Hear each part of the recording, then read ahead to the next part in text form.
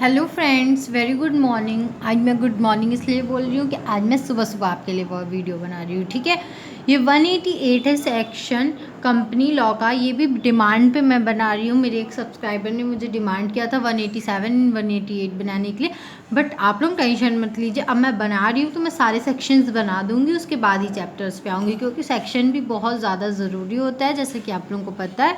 आइए स्टार्ट करते हैं। सेक्शन 188 होता क्या है? सेक्शन 188 होता है related party transaction. Related party transaction क्या होता है कि अगर हम लोग कोई भी जैसे कि पार्टी से रिलेटेड ट्रांजैक्शन करते हैं, ठीक है, इसमें क्या होना चाहिए? दो चीज़ें होना चाहिए, board resolution at board meeting, no circular resolution. Board meeting में बोर्ड रेजोल्यूशन पास होना बहुत ज़रूरी है। विदाउट बोर्ड रेजोल्यूशन हम लोग कोई काम नहीं कर सकते हैं। ठीक है, if value of transaction satisfy certain limit, the ordinary resolution is in general meeting is also required.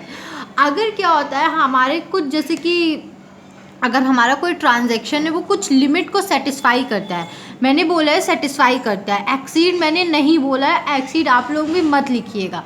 अगर हमारा कोई भी ट्रांजैक्शन बिजनेस का कुछ लिमिट को सेटिस्फाई करता है, तब ये ज़रूरी हो जाता है कि हम ऑर्डिनरी रेजोल्यूशन पास करें जनरल मीटिंग में। ठीक है, बिना ऑर्डिनरी रेजोल्यूशन के हम काम नहीं कर सकते हैं, और अगर लिमिट को सेटिस्फाई नहीं करता है तो बोर्ड रेजोल्यूशन से भी काम चल जाता है। ठीक है, हमारे पास 7 ऐसे लिमिट्स हैं, तो आइए उन लिमिट्स को देख लेते हैं क्या क्या है। पहला ट्रांजैक्शन क्या होना चाहिए? सेल, परचेज और सप्लाई ऑफ गुड्स और मटेरियल।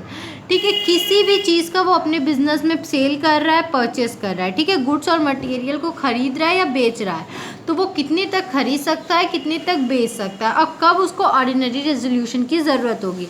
लोअर ऑफ इन दोनों में से जो भी कम होगा, ठीक है, मोर देन 10% ऑफ टर्नओवर, उसका जो साल भर का टर्नओवर है उससे अगर 10% से ज़्यादा वो सेल और परचेस कर रहा है, तो वो क्या करेगा? उसको ऑर्डिनरी रेजोल्यूशन पास कराना ही पड़ेगा। या 100 करोड़, या कि 100 करोड़ का वो सेल या परचेस कर रहा है, इन दोनों में से जो भी कम रहेगा, अगर वो लिमिट सेटिस्फाई कर रहा है, तो क्या होगा? ऑर्डिनरी रेजोल्यूशन पास कराना ज़रूरी होगा।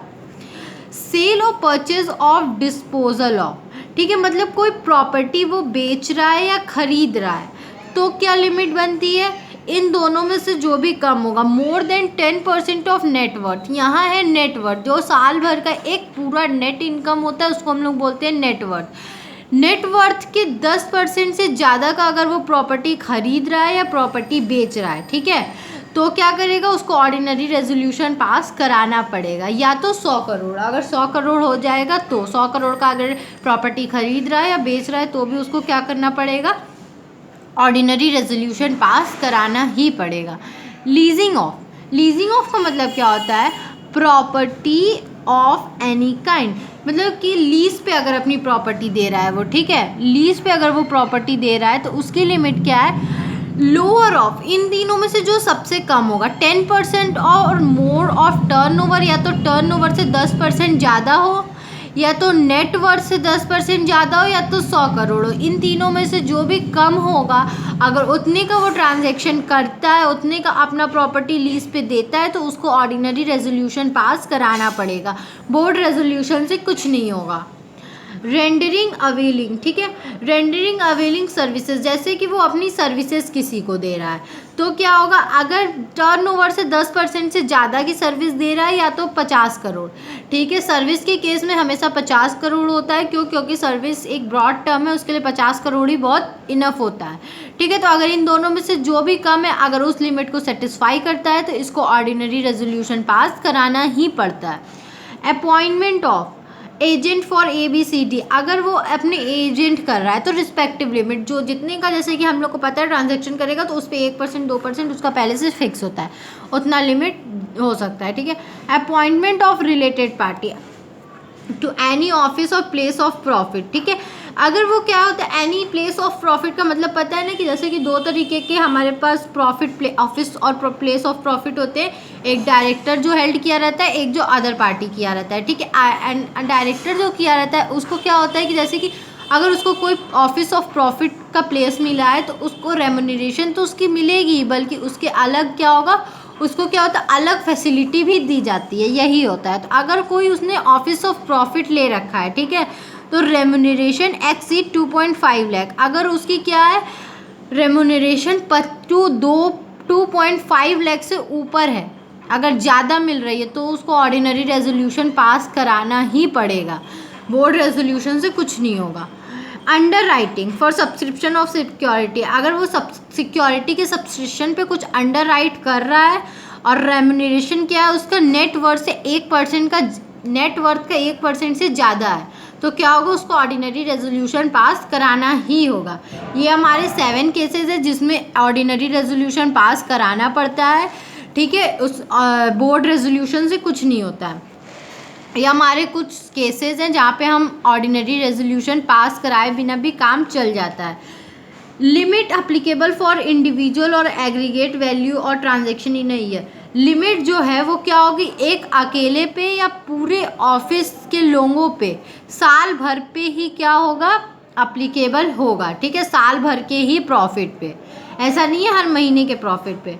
नेटवर्थ टर्नओवर, अगर हमें बीच में ही किसी का निकालना है कि रेजोल्यूशन पास कराना है या कुछ कराना है, तो क्या होगा, हम प्रीसीडिंग ईयर, पिछले ईयर का फाइनेंशियल स्टेटमेंट लेंगे, ठीक है। Subsidiary company whose accounts are consolidated with holding company and laid down before annual general meeting और in general meeting not required, ठीक है। अगर कोई सब्सिडरी कंपनी है उसका क्या होता है, होल्डिंग कंपनी के साथ उसका अकाउंट कंसोलिडेट होता है, तो ये ज़रूरी नहीं होता है हम ऑर्डिनरी रेजोल्यूशन पास कराएं, जनरल मीटिंग से भी काम चल जाता है, ठीक है। फिर होते हैं नॉन कंप्लायंस, ऐसा क्या केस है कि देख लेते हैं कि जहाँ BR और अगर OR ना पास हुआ हो तो क्या हो सकता है। अगर बोर्ड रेजोल्यूशन और ऑर्डिनरी रेजोल्यूशन नॉट पास, अगर ये पास नहीं है तो transaction is not ratified by board और share holders within 3 month of transaction.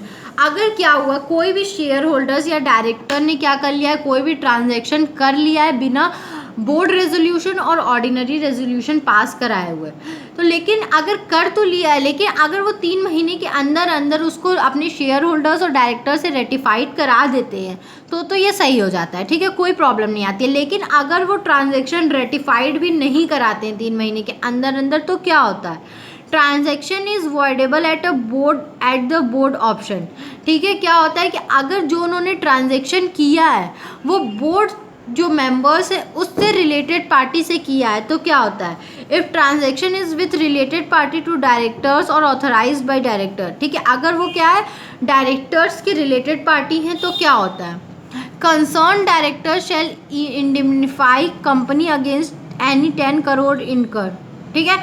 क्या होगा, जो डायरेक्टर्स होगा वो जितना भी लॉस हुआ रहेगा उन सबको पे करने के लिए क्या होगा, लाइबल होगा, क्यों, क्योंकि उससे रिलेटेड पार्टी से क्या हुआ है, ट्रांजैक्शन हुआ है। कंपनी में प्रोसीड अगेंस्ट डायरेक्टर और employ for recovery of 10 crore, क्या जो कंपनी है या जो डायरेक्टर है वो क्या कर सकता है, वो अपने शेयर होल्डर्स या जो जिसने भी ट्रांजैक्शन किया होता है उसके खिलाफ केस कर दे सकता है ताकि अपने लॉस को रिकवर वो कर सके।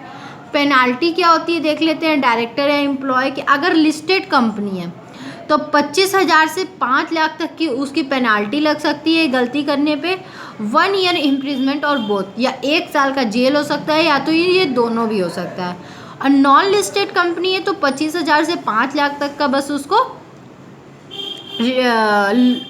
पेनाल्टी ही देना पड़ेगा, ठीक है, इसके लिए कोई भी जेल नहीं है। होप आपको ये वीडियो समझ में आया होगा। अगर फिर भी कहीं भी कोई भी दिक्कत हो तो आप मुझे कमेंट सेक्शन में कमेंट करके ज़रूर पूछिएगा।